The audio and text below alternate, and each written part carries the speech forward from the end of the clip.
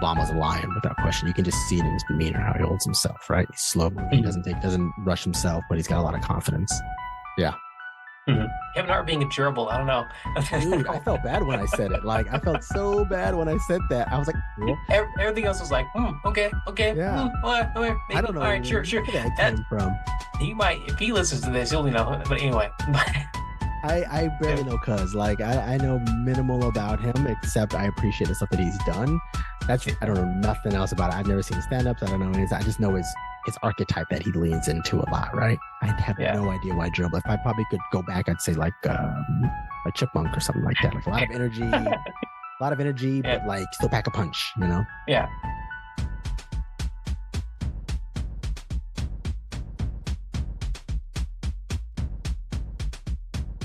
Hello, everyone. Welcome to 1000 Crazy Questions, the podcast. I'm your currently insane host, Houston Pierce. This is a podcast where I have at least one guest week and ask some series of crazy would you rather questions. We get to the side of our guests, explore topics of questions that maybe should have been explored.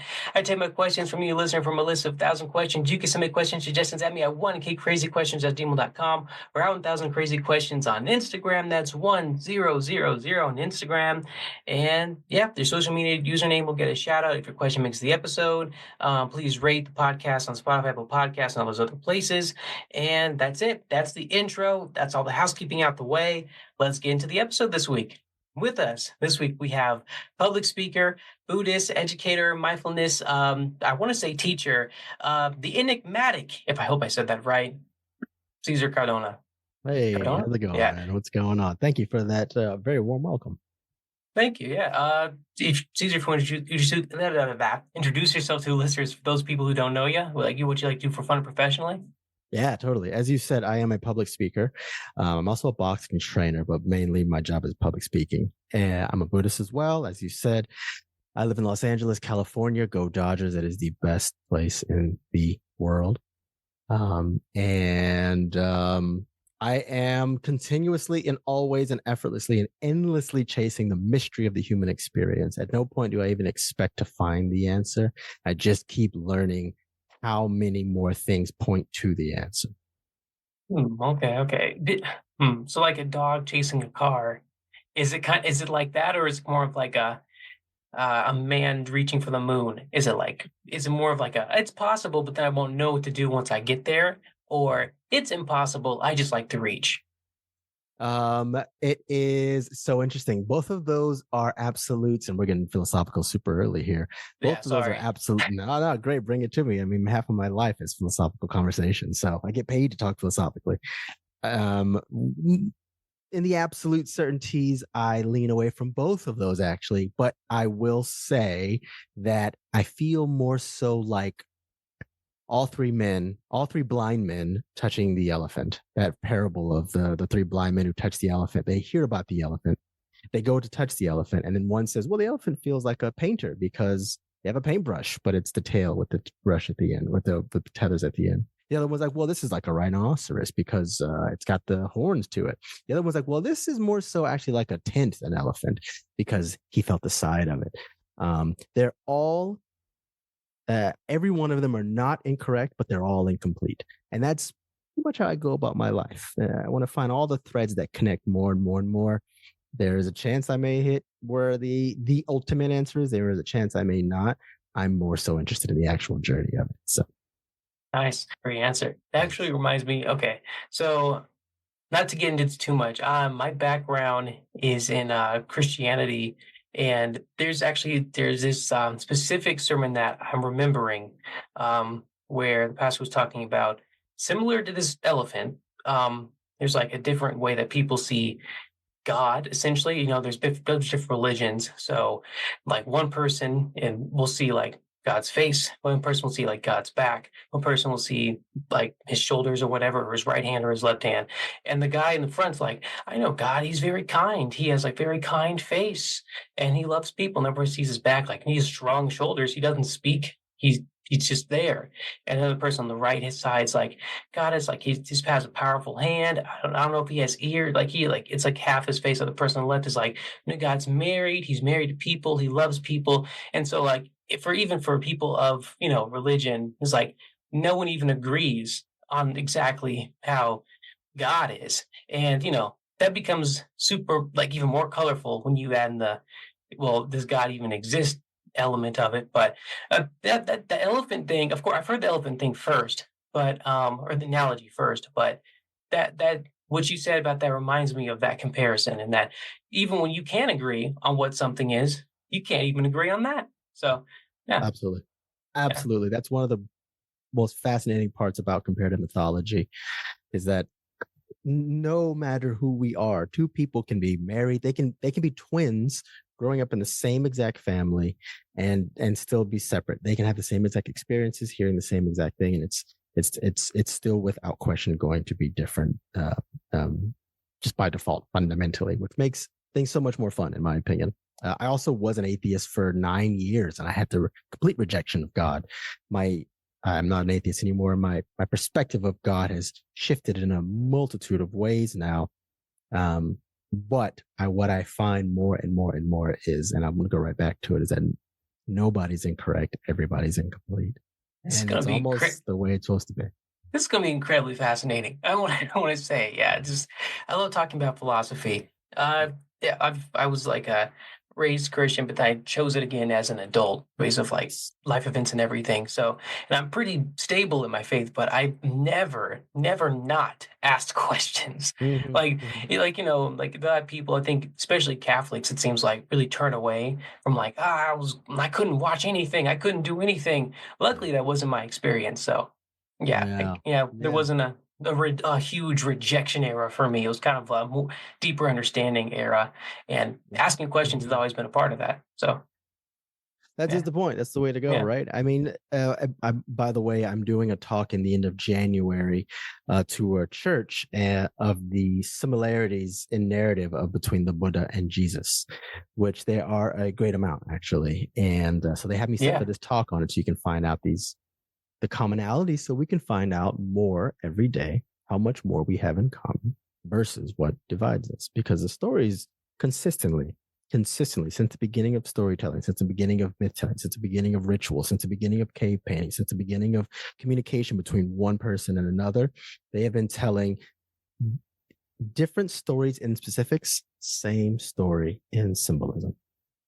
Yeah, and in this time, especially too with division being what it is, Mhm. yeah, uniting stories and finding out what we have in common is super. It's always been relevant, but it's very crucial, I think, at this point in time. Right. Yeah, I couldn't agree and more. with that said, real quick, audience, here are the rules to the game. There are two rules to this game/conversation. Rule number one, you must always answer the question no matter what. If you honestly have no preference towards one or the other, you say the phrase, flip a coin, and we move on. Rule number two, whoever asks the question doesn't have to answer it if they choose not to. These rules exist because as questions become harder to answer, these rules become harder to follow. This week, we have a Blue Man episode, so the questions asked and topic discussed will be family friendly. If you want to check out a raunchier version of this podcast, I recommend going to the Red episodes. They're just as insightful and crazy, but if you want more edge out of your podcast, otherwise, stay right here and listen to this episode. Caesar just want to remind you, if any questions you have for me, variations of questions I've asked this conversational podcast, there's no interrupting here. Quick but form disclaimer to listeners: everything is hypothetical. If you're offended by this episode, all right, you can at me, or maybe I'll answer, or maybe I won't. I say every week, but it's true. Everything we say is kind of like for conversational purposes and stuff like that. And lastly, before we begin, Caesar, is there anything you'd like to ask or declare? Are there any inherent judgmental biases you may have? None. Zero bias. Zero bias. I mean, I Got got it. my own perspectives on stuff, but one of the main things of Buddhism is releasing yourself from your own self. So it's easy for me to just like take a step out and say, oh, I could understand that. I could see that. So nah. Dang, okay. Here, let's put it to the test. Here we go. Hard hitting question number one. Would you rather always have to eat at home or always have to eat alone? Always have to eat at home or eat alone. Mm-hmm. I can ask questions on the details, right? Of course. Oh, yeah, The of course, of scenario. course. Okay, cool, cool, Yeah. cool. So then I would. Oh, that's tough, man. Because For the record, just to paint this scene. So I guess if you go to McDonald's or whatever, and I personally don't even like McDonald's, but we're pulling through just example here. You go to McDonald's or whatever, you go to the drive-thru, you have to bring that back to your home, wherever you're living, to eat it. You can't really eat it in the car. Or like if you go out to eat with a restaurant, you maybe order the food there, but you're taking a to-go box because you're bringing that back home. You can't eat that in the restaurant or wherever you are. You have to eat at home with family, friends, sure, but it has to be at home. And the other one is if you're with other people, no, can't eat. I mean, you can eat alone in the bathroom stall, but there'd be no one with you. Like you, it's just no one can really see you eat. If when I mean eat alone, like you, yeah, I would eat at home without question. Really? Yeah, well, 100%. I've built a living space for me that's been great, that I can feel comfortable in, and the fact that I can go out if I need to is totally another option as well. Excuse me, not the fact that I can eat alone or with people is a beautiful option for me, because I do like eating by myself, but I also like people as well. So home is the answer. Okay. What about the fact that if you eat at home, you're also not, you kind of cut yourself off from vacations. So what about that kind of possibility? Because then in the end, if you go to a different country or whatever, you know, you can't really eat at home. Are you okay with that? What would I do for that? Does taking multivitamins while I'm there constitute as eating? Does medicine count in supplements? I guess not really. No, it has to be. I'm thinking about food, so I guess not really. No. All right. What if I traveled still and then just brought some sort of like IV with me to give me the actual nutrients I need? There's nothing that goes through my mouth, but I still get the nutrients and I don't got to eat. That actually would even benefit me, because now I don't have to stop and eat food. I can go do more things. You're crazy, man. It's like, I need to go up and do the IV. Huh, okay. I like it. I like that, honestly. Shoot. I mean, if you're willing to do that, then okay. Yeah, I would do that. That's what I would do. I would stick with it at home. That's a cool follow-up too, though. I didn't even think of that option. Yeah, okay. Yeah, that works, I guess. I'm here, guys. Pull up to the thing with an IV bag. I'm here. Who is this person with you at TSA? This is the nurse. Mm-hmm. This is the nurse. This is my nurse. Yeah. She makes sure that I'm fed, essentially. Yeah. And then would she be considered, or he, nurse, could be considered a service nurse? It probably would. It requires me to survive, right? It's a health thing. It's not just a friend of mine who happens to be a nurse. They could be a service nurse. Yeah. Service nurse, Sirs? Nurse service, nervous. A nervous sirs? No, you don't want a nervous sirs. No, you don't want that. No, just a sirs, like you. Especially with the IV, the shaking. Oh no, that's not good. That's not gonna be good. No, dude, you can't do that. I think if you have a nurse who's of service, you put those together. It's nervous. Yeah, they're performing a nervous. Mm-hmm. This is great. Yes, ending. They're performing a nervous. Yeah, public nervous. I like it. I like the thought. I like the path you went down. Honestly, yeah. Thanks. And honestly, I don't even know what I picked for this one. I mean, I think I pick alone just because I don't like needles like that. Yeah, that makes sense. I won't be able to travel. I think I'll be weird for a minute. Like, oh, where's Houston? He left. He's hungry. He had to go. You know, to fly back. No, I would eat alone. Oh, that's right. Yeah, I get to keep my travel plans and whatever. Like, I just won't be eating with everyone, but I'll be there. Yeah. Are you a traveler then? I like to travel. I'm not a heavy traveler, but I love to eat, and I like and not eating or having to eat at home, which is just too limiting for me. It's just too much. Yeah. Okay. This is probably where the fundamental difference is for me, because I eat probably once a day. That's and it's in the evening, and typically it's because I know I need to. Otherwise, I drink tea, and that's I drink tea. I'll maybe have a snack if I'm feeling like I need to. Otherwise, I won't, because it slows me down.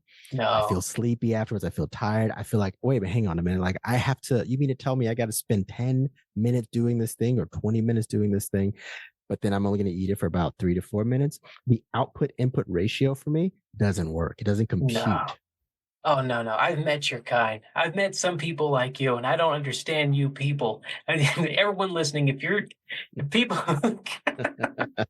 people who don't take eating like it's an enjoyment thing for me. It's like it's straight up. It's I don't know. It's like a critical piece of life, kind of like music or art for me. Eating is like a deal, you know. So like I'm not a cook, but I can cook. So if I'm spending 20 minutes to make a burger, it's going to be a good burger. And if I'm eating it for like 4 minutes, worth it, depending on how that burger came out. It was worth That's that 20 minutes for you. if the burger came out good, Yeah, yeah, yeah. it's worth it for me. Yeah. Wow. So And there's pride too. Cooking for other people too, or something like that. All worth it. All worth it. Interesting. Depending So on the output. depends on the output. Okay, Yeah. gotcha. So I can cook. I just don't care for it. If I need to, then I will. Lately, I really haven't been because I live by myself. So I'm like, I don't have to waste my time for this. My partner, she is vegan and she is super health nut in every which way. So usually she'll do all the cooking when we're together, and I'll make sure I lean in and like, do the table and the cleaning up the work and, supporting her, telling her, she looks amazing while she's stirring the pot. I was trying to keep that PG and like the usual things, but otherwise, no, I can't even tell you the last time I cooked something, honestly, because, well, she was sick once. She was sick and I can cook, like I said. So I wouldn't do it. It just doesn't feel like it to me. So that being said, today's what, Thursday. I have a place that I go to. I live right down the street from Ventura Boulevard, and there's restaurants all up and down. So I just go walk and get the same exact thing every Thursday because it reduces the output that I have to put in. So I can focus my output on the things that I actually want to put into. I can't. I simply can't relate. But also, are you? I know there's a thing where like some people will like have a shake that has all of their protein or ever like all the nutrients they need for the day, essentially in one shake, and like they'll eat it and like that's it. I had my shake. I'm done. It's like everything you need for the day. Would you get that, or have you heard about that? Would you sign up for that? I know of it. I'd have to find one that I can buy, not something I'd have to prepare for the same exact reasons. Why am I doing this? Gotcha. I can be focusing on doing this sort of stuff. Yeah. I'm rehearsing public speaking. I'm also writing for magazines, and sometimes I have clients to train here and there still. No, I'm good. Dang. Okay. We can go in circles with this, but okay, we'll move on. Yeah, speaking of being vegan and stuff, kind of. When is a pet not a pet, and should we even have them? I'm talking about like pet animals. Yeah, that's a great question. So that is not a this or that question. It's just a question, right? This is just a question. Topical question. Yeah, that's an interesting one. I really like that question, actually. One, I'm vegetarian, and I am. A pet is not a pet when it becomes dangerous. There is that. Okay. Understanding the capabilities of its danger, right? Like chimpanzee can clearly be friendly as can be. Anytime you make it angry, it'll rip your arms off and your face off like that lady in Boston or whatever, like 15, 20 years ago. So that is not a pet, right? But then, and I'm talking about right now, because over time you can artificially select an animal, become more and more domesticated. But right here, right now, a pet is not a pet when it still has, at the very least, maybe a 20% chance of being dangerous. And I'm just throwing that random number out there. And then the second part of the question was, remind me again. Should we even have pets? Yeah, the fact that we're here already now, the answer is yes, without question. Nothing else we can do. I mean, we have animals, dogs, cats, domesticate, and any other domesticated breed of animal that we've done over time are now here already. So it would cause suffering to the other animals now going forward by saying, no, you got to go back out there in the wild when they don't have that nature in them anymore. So since we're already here, we need to give them a space and a loving place and a kind place so they can be taken care of and tended to. I'm from Jacksonville, Florida originally. And so it's basically South Georgia. So you get a lot of country folk that are down there, and there was a place on San Jose Boulevard in a little neighborhood in Jacksonville called Mandarin. It was called Blazing Reptiles. And you walk in there and there was a domesticated fox. And it had the demeanor of a fox, but it was a little smaller and it was a little more chill. I don't know if you can have something like that here, obviously, but clearly, again, let that fox meet another domesticated fox. And next thing you know, what's your dog? Mine's a husky. Mine's a golden retriever. Mine's a fox. Mine's a, Denver, Coloradian fox, whatever. So the fact that we're here now means that I'm rambling now. The fact that we're here now means that they have to be pets. Gotcha. And like those exotic pets too, like a fox is pretty out there. I mean, I guess it's kind of close to, are fox canines? I think they're part of the canine family. I think. Sure. I looked this up once. Let's see what GPT says. I don't even know. I think I looked this up once and I found out it wasn't, or am I thinking of a raccoon? Raccoons, I don't know. But like it's those animals that kind of live on the border. Like there's some people who own like, chickens or whatever, for example, and like not just raise chickens for eggs or anything, but like actual chicken pets. And there's people who have cows and don't eat them. They're like cow pets. Like those guys, they're not call it, dangerous, really. Like chickens aren't that dangerous, but you're a vegetarian, but a lot of people eat chickens and everything for with their eggs and everything like that. Yeah. Those animals that we eat and those animals that we keep as pets, and I think it's a very psychological thing, but do you think there should be some type of distinction? I mean, personally, I know me not being, I'm kind of an, what's it called? You need meat and plants. I forgot the word. Omnivore. Yeah. Okay. Since I'll eat both, I cannot, like, I would hate to meet a cow because they look cute, they have personalities. I love animals. And I knew if I met a cow in life, because there's no way I can look at this thing and eat it, but, and I had to kind of not think about all the other stuff when, I'm eating a burger. I mean, it doesn't really come to my mind. It's only when you're forced to look at that and everything. And there's multiple reasons why people just be vegetarian and vegan. And, I get it. I have some family members who are. One of the reasons is, animal cruelty, which should definitely be stopped. But I like meat too much, I think, actually, to kind of stop. I really like burgers and bacon, all these other things. So my point is, because I don't want to ramble, if I could not own a pet cow and I could not own a pet chicken or a pet pig or anything for that reason, because I also like to eat these animals. I mean, maybe if I were living in middle of nowhere, and I'm starving, I would overlook the fact that I like them to kill, but like in my life now, no way. There's no way I can kill this thing, like to eat it like that. It's so, I don't know. I guess you don't have that type of guilt hanging over your head, but do you think that there's some type of like, I don't know, can you even keep an animal that you would also eat? I don't know. Is there something to that? Am I just messed up? Well, I think humans as a whole can set their mind and divide and compartmentalize pretty much anything they actually want to, whether it's beneficial or not.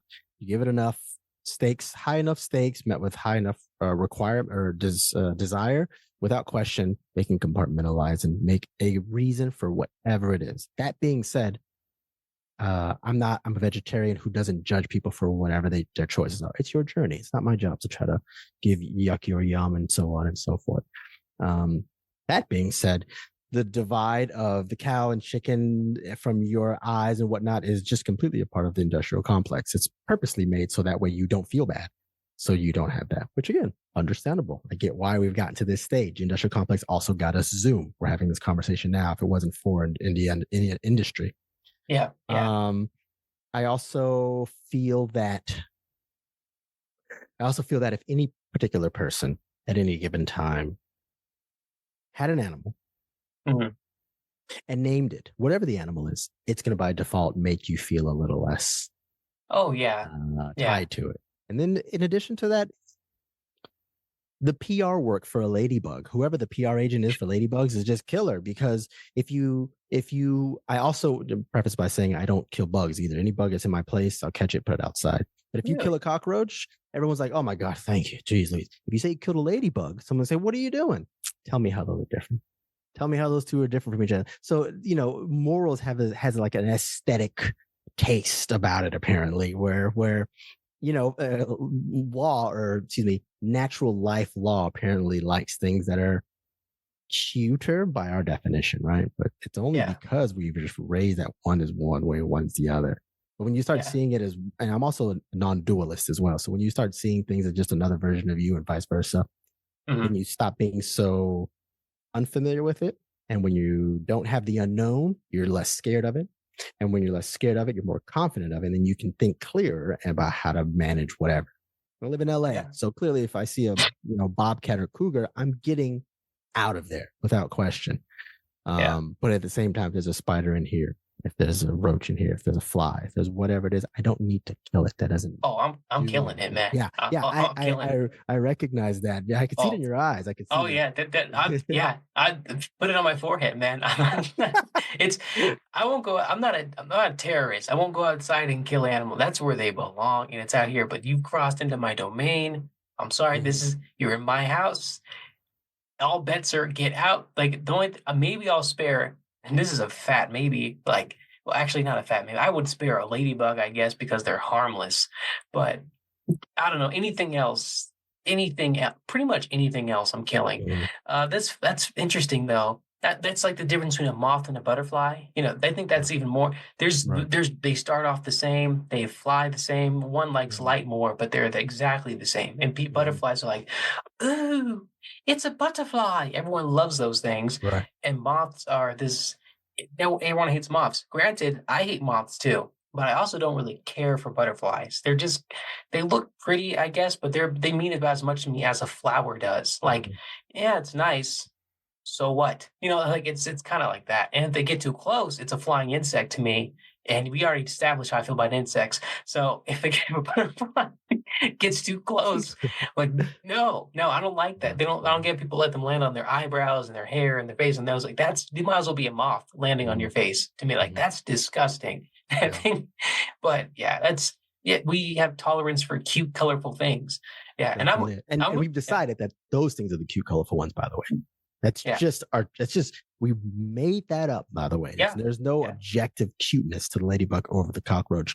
Have you ever heard anybody go in the hospital from being attacked by a ladybug? No. I can ask the same exact question for a cockroach. That's true. That's true. Chosen to choose one over the other. That's true. But cockroaches, if you have one, you have a lot. And like it's typically a sign of like dirt or grime or something around versus you have a ladybug. I don't know. It means nothing. It's just like. So I'd push back on that and say then is the roach the problem? Or is the person who doesn't know how to clean their place? The person is the problem. It's like a symptom. So then the roach has to die because this person can't clean their own crap up. The person should be persecuted. Like, hey, you have cockroaches. You get rid of them. Like, there's something wrong here. I mean, yeah. Yeah, yeah, we've ran this one out. Yeah, I forgot the original question, which is great. We're animals' pets. Yeah, and also, FYI, foxes are not dogs, but they are part of the same lineage as wolves, jackals, and coyotes. Got it. Family. Family. Genius. Okay, genius. Yeah, which is, by the way, the etymology of the word GEN, genius, is fantastic. Genius, generation. All the GENs, they all come from the same thing. Side note, it's just a silly note. Moving on. Nice. Yeah, no, I forgot the filing. I only remember as the main system because of a song I learned, but that was like back in the 5th grade. So I forgot the word. I know it's kingdom, phylum, class, family, order, genus, species. That's all I know. Okay. What the individual break out of that? I'm lost. Like I forgot. Sorry. Yeah. Yeah. Well, majority of things that we got in school, we don't hold on to. Yeah, what am I going to use this? I'm not an entomologist, or is that even what they're called? Entomologist? Definitely not. That's definitely not. That's the study of animals. Ology means the study of. I think it's probably zoologist. You're right. It is zoologist. You're right. Yeah. Everything I've done in my life, everything that I have right now in my life, everything that I know in my life, I did not learn in school. We learn everything after the fact. So all the stuff that we've gotten here, yeah, great. You know that bit, and that's great. You locked yourself in on that. We know the alphabet. We know our multiplication. That's mainly it. Shout out to public schools. Thank you. We appreciate all the 2% of knowledge that we use that coming in a podcast. It's useful. Thanks for kicking me out. A zoologist is a scientist who studies animals and their behavior. Zoologist. Yeah. I went to school for engineering. Bump that. Next question. Would you rather be a master at astro projection? I'm assuming you've heard of this phenomenon. The ability to take off quickly?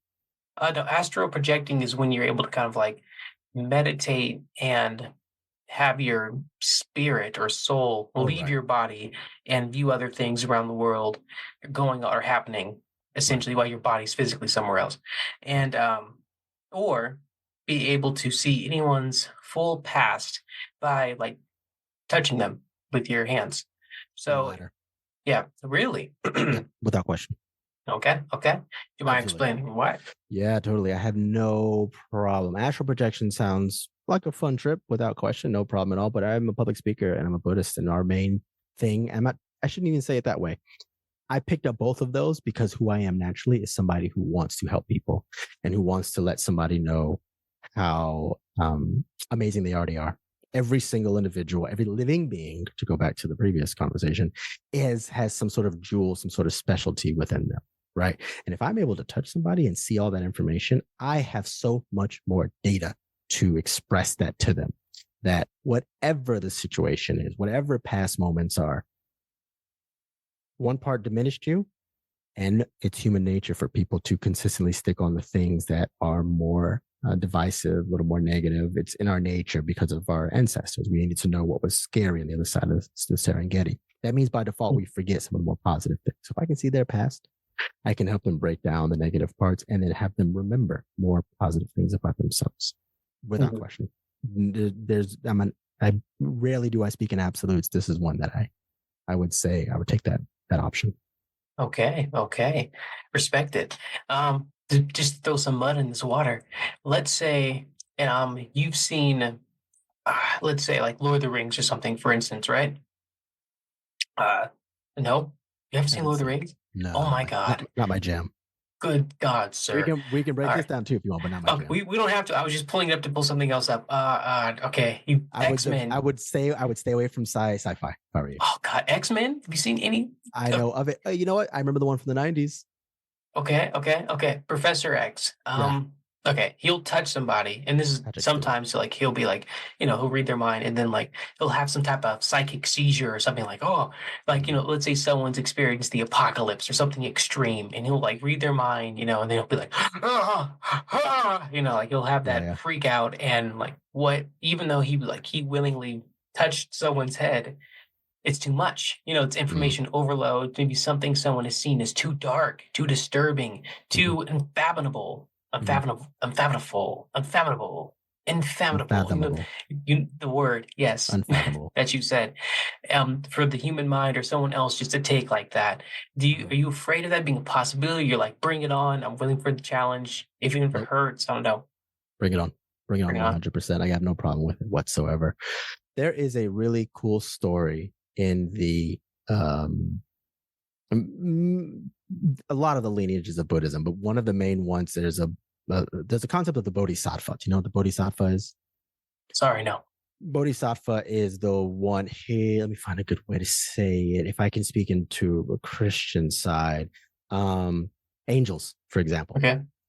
It's not exact comparison, but it's the same to where you have this one being here, and then the helpers, for lack of a better term, come in and do that. A bodhisattva is like that. It's not exactly the same, because a bodhisattva is just one who recognizes the same thing that the Buddha recognized about life. Okay. But they didn't do it first. The Buddha seems the awakened one, the one who woke up first in this planet, right? Everybody who does that afterwards is a bodhisattva. Okay. And I'm using all those phrases lightly, because depending on what lineage of Buddhism you ask, they'll say that's not true, or yes, that's true. But the point is, the bodhisattva realizes the ultimate essence and nature of this world, sees how much suffering there is in this world, in every category of the way. Something as small as just the act of aging is dissatisfactory. Something as simple as the release of whatever you hold in your hand, the changing of things in life, the fact that you hold on to something and it's going to change by nature causes dissatisfactory. Something as small as that, something as big as your parent passing away. All of the suffering and dissatisfactory, which in Sanskrit the word is dukkha, bodhisattvas are able to recognize how much that is in the world, see the way through it, and say, you know what, there's a way to work beyond this. And instead of saying, I found out this information and saying, all right, well, I got it. I'm going to go chill with that. I'm going to go have my dinner in my home again with nobody or have solo dinners forever. Mm-hmm. Instead, they say, let me go participate in the world of suffering and help other people find their version of the illumination that I have found. That is the bodhisattva vow. So there's your participation in helping the person, regardless of what's going to happen to you on your side, because you've chosen to participate in this world of suffering, of dissatisfactory, of pain, of enduring, of loss, of change, and so on and so forth. There's a bodhisattva named Ksitigarbha Bodhisattva. She asked, and this is a myth, metaphor. I don't know any Buddhist who thinks this actually happened. This is metaphor for the symbol of what's going on within us. Okay. Her mother was in a hell realm, suffering realm. She goes to the Buddha and says, Buddha, can you please allow me to go to the hell realm to go save my mother? Buddha says, yes. She goes down there. She finds her mother. Upon finding her mother and helping her out, she sees the immeasurable amount of suffering spirits that are down there, or out there, I should say. It's not up or down. It's somewhere else. She comes back out. She says to the Buddha, I have saved my mother, but I would like to go back into that hell realm and not leave until I've saved everyone. The Buddha says, it's immeasurable. It will never end. You will be there for eternity. The Bodhisattva says, I'm aware of this, and I will stay there and save as many spirits as I can until there are none left. That is the metaphorical participation in the sorrows of the world. That is Jesus having a dinner party before he gets crucified. That is that is seeing the darkness ahead and leaping in anyway. That is what faith actually is. It's not the definition of whether something is true or not. It is the participation into the darkness with what you have and who you have with you to know that the outcome will be larger than your human existence. So that being said, Professor Xavier is doing his version of that as well by saying, I understand by my power, I will be able to see into any particular person, and whatever blowback comes my way is worth it. I have no problem not having the use of my legs because I am able to stroll into every single perception of life by something beyond my physical body. And it's in that reason why I'm able to choose that option. And I don't care who it is. I don't care who it is. I will take whatever that is upon me, knowing that whatever's living within me is immense. It's expansive. It's beyond thought. It's beyond form. And that's who I resonate with.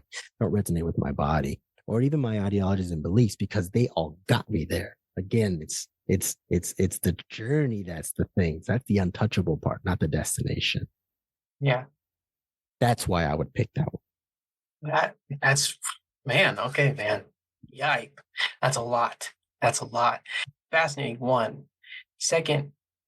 Okay. I think where I guess I see a difference at least in my thinking, because I recognize what you're saying, but in the Bodhisattva, you said maybe I'm saying it wrong. Yeah, you but said it right, Bodhisattva, but you got it. Yeah. Yeah, Bodhisattva. Like if they're angel-esque, in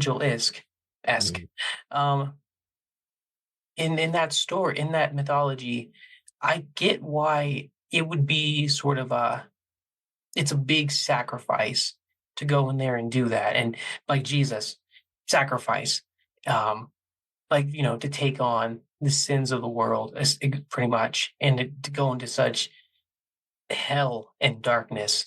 But in both those examples, you're talking about spiritual beings. One is, well, God or the Son of God, pretty much God. And so he was made, created for that purpose, so no other man can really do that. No other being could have done that. And for the Bodhisattva, I'm assuming they're also not human. And for Professor X, who is human with great power, he in turn gets tortured. Well, he lives, but he gets really hurt because he's not made to carry that type of eternal uh, uh, weight, essentially. And you being a man, and not to step on any beliefs or anything here, I'm just saying from simply how I see it, I don't know if you'd be spiritually equipped to handle that level. I mean, maybe you touch one person, right? And like, let's say like their baggage is a lot, and like, whew, that was a lot. And you touch maybe 15 people, and like you're doing a great job, you're able to help them through something. Then this one person, this one man or woman, whatever, shows up, and what they went through is just too much, right? And like your soul cannot process. Well, like for example, like whatever they went through was like something so great that like it's too much for you, and like maybe like you're even brought down, like whatever, like they're somehow still walking, but you're brought low. Like I don't like I'm trying to say, what if it's too much for your human soul to take? And in the specifics, in the context of a bodhisattva or Jesus, to non-human people, not entirely non-human, but you know what I mean. Mhm. They're super, like they can take it. Do you think you'd be willing to do that? Or like, is it kind of a reckless, this is what I need to do, it doesn't matter if I can even hold it or not? Or is it more of, no, I think I can handle it and I'm going to try? That is a fantastic question with a great perspective. But in addition to my answer, um, what's the Andy Grammer line? The musician who says, bite off too much, chew like hell. One, I personally feel, and you can see this living in every person's existence until the day that they actually aren't able to do that, because then they won't be here. Every single test you've ever had, you have either won it or you learned from it. So you, by default, are able to match with it. Until the time comes that whatever comes your way, you can't match with it. That lets me know that whatever is living in this universe, be it Jehovah, God, or Yahweh, God, or Allah, or Brahma, or Buddha consciousness, because for us, the Buddha is not a God. He's already dead. Or Zeus, or go on, whatever word you want to use. Again, the details and specifics are different. The symbolism, the understanding of the mystery, that is what all of those things are pointing to. Universe, source, whatever phrase you want to use to describe the ultimate thing that is with us, I fundamentally believe that is within you. It's within you here, and it's without. That means that whatever is in my path is meant for me to understand, overcome, work through, learn from, or be the transition from where I am now in this physical to wherever else I have to go. That's participation in the darkness for me whatsoever. It's not I got to go do it so I can win this. I might lose. That is the point, because you're not afraid of the losing anymore. You're not afraid of the death. You have pushed beyond that. Rumi says, who's a ancient Hindu, not Hindu, I can't think of the term right now. He's not Hindu, but he's a poet. He says, beyond right and wrong, there is a field. I will meet you in that field. That's the breaking of the duality. That's the breaking through of the thing, What is the Old Testament?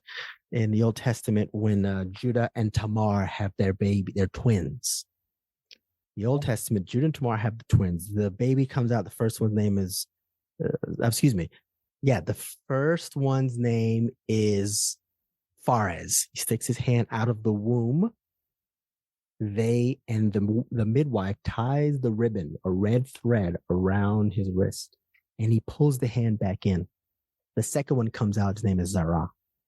Now, the word Zerah means light, dawn, newness, right? Phares, the other son, the other twin, is Hebrew. It means to breach, to break through, like the hand did, broken through. So the two together symbolize breaking through of a new dawn. And far as itself, if you read to the New Testament, that name ties directly in lineage to Jesus of Nazareth. That is the conversation that we should be having here, the breaking through of whatever it is, because the two sides, you go beyond, you go to that garden that's waiting for you, beyond right and wrong. You breach through it. Your last name, Pierce, to pierce through. That is the point of it. That is the reason why we do it. The medieval story, Percival, right? Percival, to pierce the veil. Percival. The etymology of it means to break through the veil of where we have right here and right now. And once we break through that, we recognize that that I'm sitting on this body here, it comes, it goes, but the reality of who I am is the thing that'll consistently live beyond me. Bravo. Bravo. That was rich, man. I know. Okay, I know we are not combating, right? We are not playing chess. But all I could think about is when you were saying this is like, what a good move. What a good what no like no and I mean that non I'm we're not at odds. I'm thinking that sounds very competitive, but I mean that in like a literal so if you play chess, I'm assuming someone makes a move, someone says something that you did not see, you're like where are they gonna go, like there's like there seems to be A B, and you're like, well, actually, and when you moved your queen back, and like you switched up the dynamic, like that's what it was like to be like, I see, he's playing, he's not playing, he's playing Battleship. You're like, I was playing chess this whole time. Like you're on a it's so that's good. And what I was trying to say is like that's a good fresh change up of what you're saying. Like it's almost like fate. Like if they're in almost, it's a bit different, but you're saying it's beyond that. But it's if this person, you have these powers, you have these powers for a reason. Whoever you're talking, that's what, then you have it. Like what you're going to do is what you're supposed to do because you have this ability. Yep. And yeah, I get it. I love how out the box it is, and all the parallels you drew.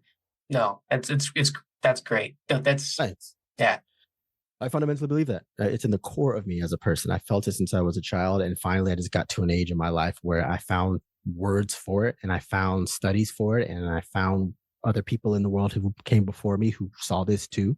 And I listened to them. I go, oh, that's it. That's what I've been feeling. And they gave me words to say it. And then it took me practice to work through it and say, okay, this is what I'm feeling. Yeah. So I fundamentally believe every bit of what I've said here. I live my life in that perspective. Yeah, no, it's super fascinating. Yeah, you can tell there's a whole lot more to like get into and talk about actually with that. But I guess to draw it back slightly, and to get into God questions again. But let's say you get the privilege to create an animal from, and like God's like, hey, pick an animal and you can either revive like an old one or make a new one. What would you do? Like, you have a free pass to make one, or, not just one, but essentially a new species. So interesting. The first thing that came up for me, and I've never thought of this before, this first thought, best thought. And I don't even know if this answers the question because it's not revive one that passed or make a new one, but could I make a flower talk? Could I make flowers speak? Is that sure? That's a new species of something, and I guess it would be an animal. Okay. So sure. Okay. Sure. Okay. Plant, not animal, but if it starts talking, it becomes sentient. So I feel like it's an animal. That's right. That's right. Yeah. That's right. You're right. I would do that. I would actually do that. They would say, well, maybe a mushroom talking instead. I don't know. Either way, mushrooms, they're more closely related to us than they are towards plants. And they already have it's mushrooms is the answer. They already have a whole network in our soil. I think like 30% of all the soil you walk on. The biggest living thing. Right. Yeah. On the planet is actually big. Yeah. Yeah. I forgot the name of that thing, but yeah. Yeah. Yeah. Oh, interesting. Mycelium. Interesting. Talking mushrooms. That's a good one. Shiitake mushrooms. That works. That's funny. That's Yeah, a good one, man. Oh man, that's I'm telling good. my girlfriend that one. That's a That's good. good term. Shit, Well, talking mushrooms. thank you for making it reality. I appreciate that. But that's something our world needed. Yeah. They would tell us so much about ourselves. Nice, nice. And they'd be super old. I'm assuming they'd be wise. It'd be like they're one being, but yet they're different. And like they have different accents, I guess. The ones down south talk different from the ones up north. But they're all The the ones up same. north wear Tim's, you know. That's a good one. No. That's a good one. I like it, honestly. I like it. I like that's an interesting concept. I would, yeah.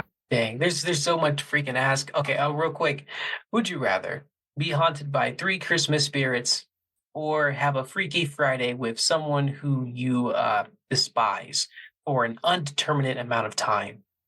And so I don't know who you despise. I don't know if you have a worst enemy, but you know if there's anyone, like you may not hate them, but someone who, even if they don't know you, you were going to switch places with this person. And for, have you seen the movie Freaky Friday? I'm sorry. Yeah. Okay. Yeah. This is an indeterminate amount of, you have to like, pretty much you have to learn a lesson here. And both of these, they are both lesson learned. Like once you see the world truly through their eyes or whatever, then you'll switch back. Mm-hmm. And same goes for them, I guess. I'd go for the 3 spirits. Okay. Three. What are the 3? It's the past, present, future, right? Yeah. Yeah, like Ebenezer Scrooge. I would, or like Bill Murray. I would do that one. Yeah. Okay. Okay. Yeah, I it's my past, my present, my future. The present. What would be the reason why I'd pick that one over? I can't think of anybody I despise, but I can think of somebody that I'm at odds with. There's that. I don't necessarily want to. The person I'm thinking about, I don't think it would behoove me or benefit anything from that. Yeah, the 3 spirits, because the future probably is something that I want to have a little more of a concept on, especially if we're going to follow the same rule of Ebenezer Scrooge. You can see that future, and you also are allowed, or you are given freedom to make that change. Yes, you are. Well, I would do that. Okay. If you could know the date and the time and the reason that you'll die, would you say yes to it? Would you say I mean that, give me that information versus nothing. Oh, I pick ignorance. Big ignorance, really? Okay. Yes. Oh, definitely. Oh, for sure. For sure. I'm not the type of that. I'm not a full-blown neurotic, but that type of information would be so detrimental for my mental health. There's no way I can walk around knowing how and when if I die. I mean, I guess in a way it's kind of comforting. If I know I die at 94 or something like that, falling out of a plane into the mouth of a volcano, then I'm not going to worry about everything else in between then. But that was gonna be my follow-up question. What if you said no to the person? They said, okay, but here's a hint. It's more than 50 years. What would you say? Would you take it then? Given I'm currently 27, it means I'm going to live to be at least 50. 77. So,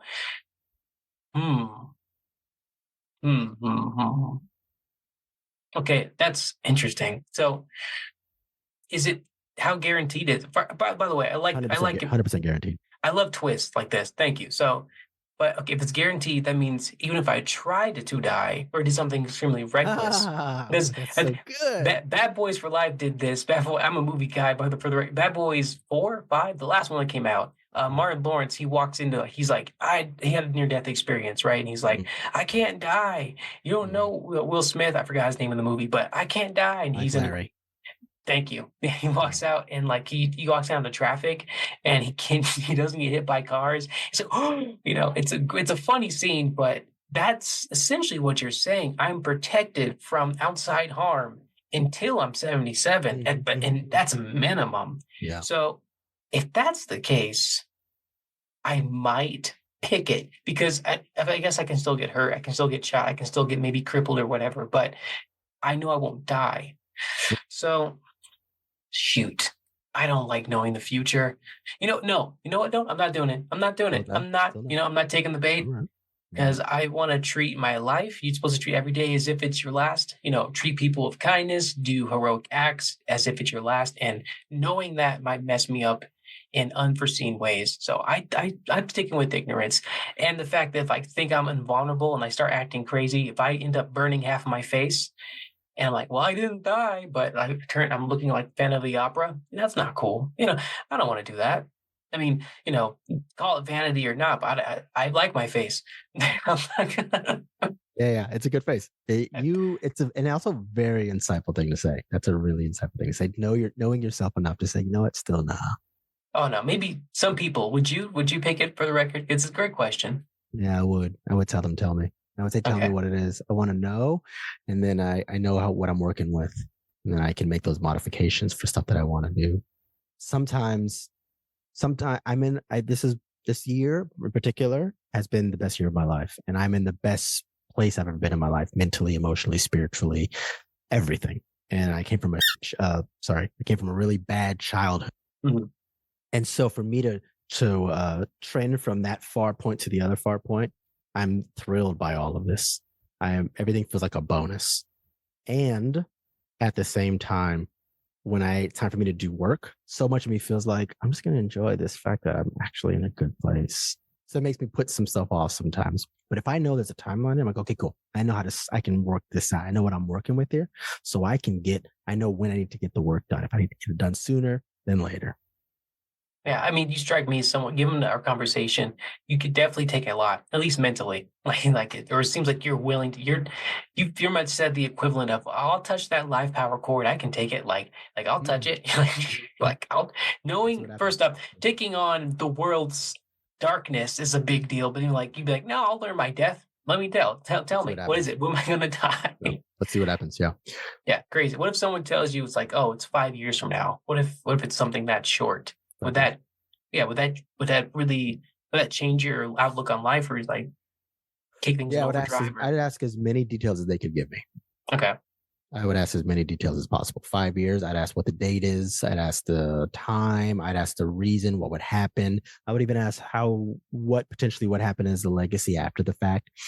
I would just all of the details, because again, for me, this information would be key to work in what I'm looking for.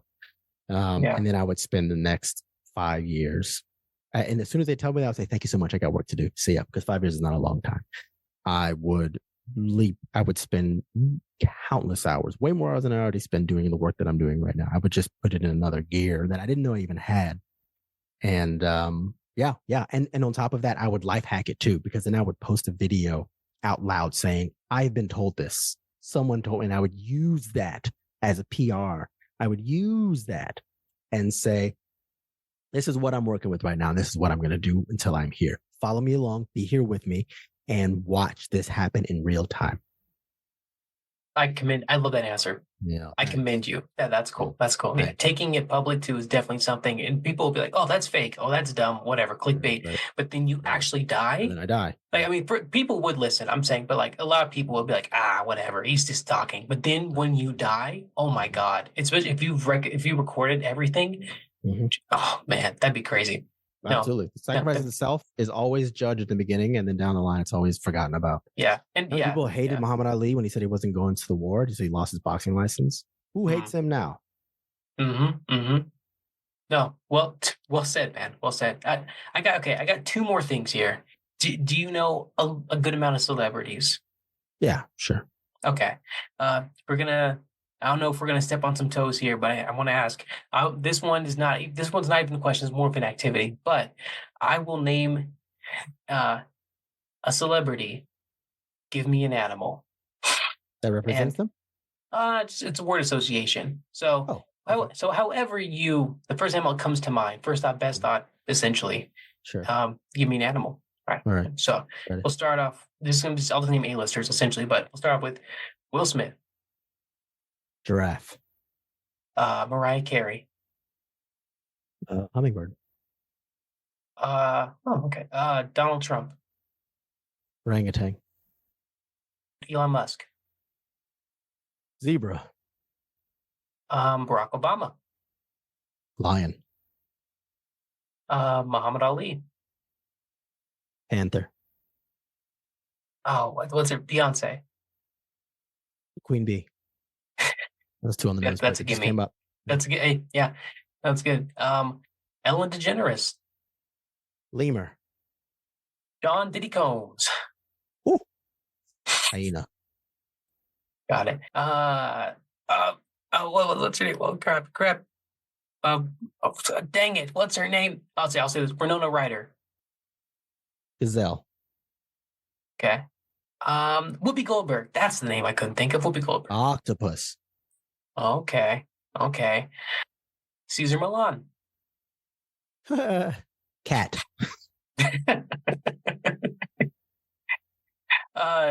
Dog the Bounty Hunter. Crocodile. Kevin Hart. Gerbil. Last one, Abraham Lincoln. Giraffe. The bookend of giraffes. I didn't even realize that. Nice.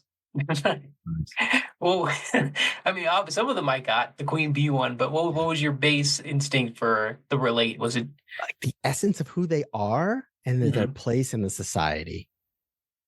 Like Donald Trump, orangutan, right? You can kind of see the similarities there too, but also there's a bit of like orangutans are seen as a bit like all over the place, unpredictable, but they still have a lot of power, even though they seem kind of all over the place. Obama's a lion without question. You can just see it in his demeanor, how he holds himself, right? He's slow moving, doesn't rush himself, but he's got a lot of confidence. Yeah. Kevin Hart being a gerbil, I don't know. Dude, I felt bad when I said it. Like, I felt so bad when I said that. I was like, cool. Everything else was like, okay. Yeah. Maybe. I don't know. All right, sure. Where that came from. He might, if he listens to this, he'll know. But anyway. I barely know Cuz. Like, I know minimal about him, except I appreciate the stuff that he's done. I don't know nothing else about it. I've never seen his stand-ups. I don't know anything. I just know his archetype that he leans into a lot, right? I have no idea why gerbil. If I probably could go back, I'd say like a chipmunk or something like that. Like a lot of energy, but like still pack a punch, you know? Yeah. He does. You don't have to go back. It's first thought, best thought. Yeah. But he's someone I look up to too, in ways, not entirely, but in ways. Yeah. And he probably beat me up too. He's a pretty built. I mean, he's a short guy, but he's built, man. For sure. And he's from the hood too, man. He knows how to throw hands. Oh yeah. He really can. Yeah. I want to mess with that guy. Yeah. But nice. No science association. I'll deal with the fallout if there is any. But I'm a public speaker celebrity, so if you ever want me to talk for you, please hire me. Nice. This is the last one, I guess, kind of, sort of, but would you rather know that the next time you go to sleep, you will not wake up, you will die the next time you go to sleep, or that someone you have already seen this day will randomly die this week? Man, that is that's challenging. Somebody I've already seen. I assume that could be somebody I know or somebody I don't know. Yeah. It's like someone you've seen. Yeah. That's tough, man. My instincts want to take the integrity, the honorable one, and say like, "Oh, I would die." That's what that's what the honorable version of me wants to say. But you got a day, kind of. But I got to get stuff in order. I would film that video again and say, "Hey, this happened to me. I only have the day. I'm going to I'm going to do a live chat here. I don't have time to put stuff in order. I'm going to talk it all through and tell you what I found in this world. And I'm going to go on and on and on." That being said, since I just worked it all out now because I'm going to die tonight, I will say that I would go with that one still then. You still go with the die one? Yeah, I'd go with the one that I would die when I go to sleep, because then I would film that video and next time I go to sleep, is that right? Okay, cool. So next time. That I can do everything I can to stay up then. Yes. You can. I can go about 4 or 5 days probably, unless of course depending on what I'm taking, I live in as long as you're not going to sleep. Yeah, you can get anything in LA, so if I can keep you up for days, I can. And as a Buddhist, we're sober. I'm completely sober, so I don't do any of that stuff. But I wonder. So interesting. Whatever. I can go on and on about this. I would find ways to stay up as long as possible so I could do this sort of conversation or this riffing of, listen, this is what we have in the world. All of us are being distracted by the reality that we are all one, and we should be here to help each other out. You are responsible for your own progress, but along the way, move some stuff out of the street for the people coming up behind you and walking next to you. Let's help each other out here.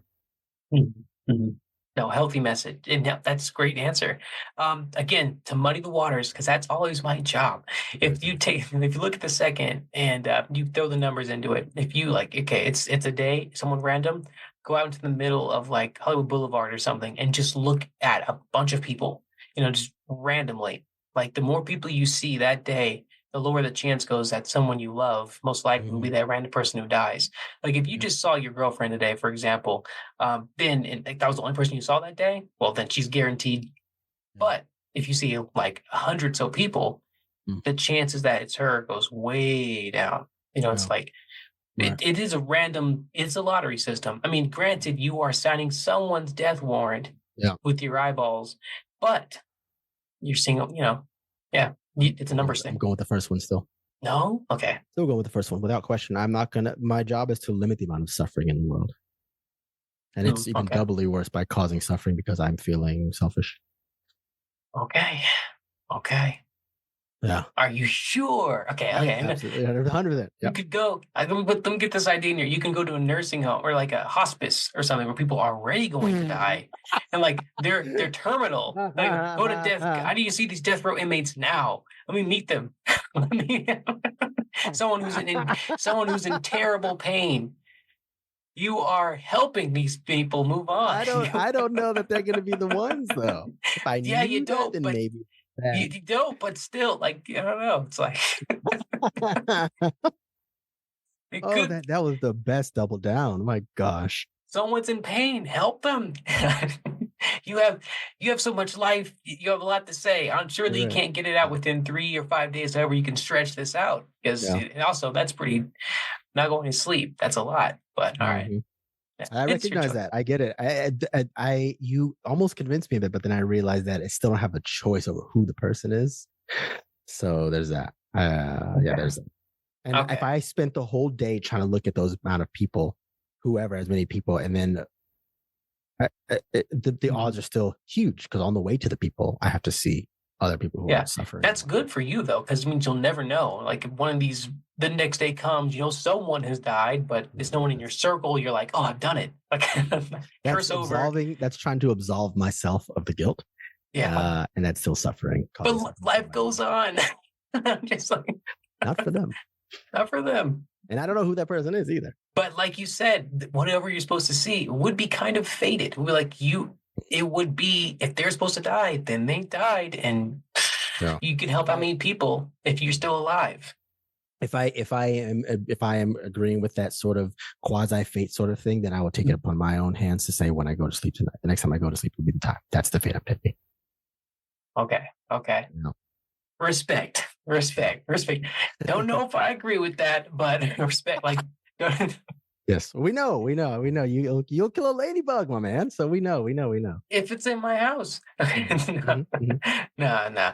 But no, this was a great chat. Obviously, there's a lot more to jump into. We've scratched the surfaces of big philosophical mountains, but no, it was great talking to you. And yeah, I can't think of a better place to kind of stop it for now. But Cesar, is there anything you want to tell the people? Anything you want to plug? Tell them in general. Yeah, two things. One, CesarCardona.com, CesarCard as in David, ONA.com. It has all my information there. There's a newsletter you can be signed up to that I send stuff about my events that are coming up. I also just send data-based information about the beautiful things that are happening in the world. Since the news wants to do the other side, I figured I'd take the opposite in for it. And then also just little notes I'll send you as well of like, hey, don't forget you are right where you need to be, in a simple, pleasant email as if we were already friends. And it also has all my other information, my talks and so on and so forth. Cesar Cardona, and of course, open for public speaking jobs. Secondly, and most importantly, be kind to yourself. Nice. Well said. And please check out Cesar and what he's doing. It's pretty cool. It's I'm sure you'll learn something. And thank you, listeners of Without Grace Questions, for tuning into this episode. Please rate and follow wherever you find the podcast, especially like Apple Podcasts and Spotify. The rating helps a lot as other people find it. And I appreciate it. And that's it, everybody. I'll see you next time. Everyone stay safe. Share this with your enemies. I messed my own tagline up. Share this with your friends. Share this with your enemies. Everyone stay safe. Peace.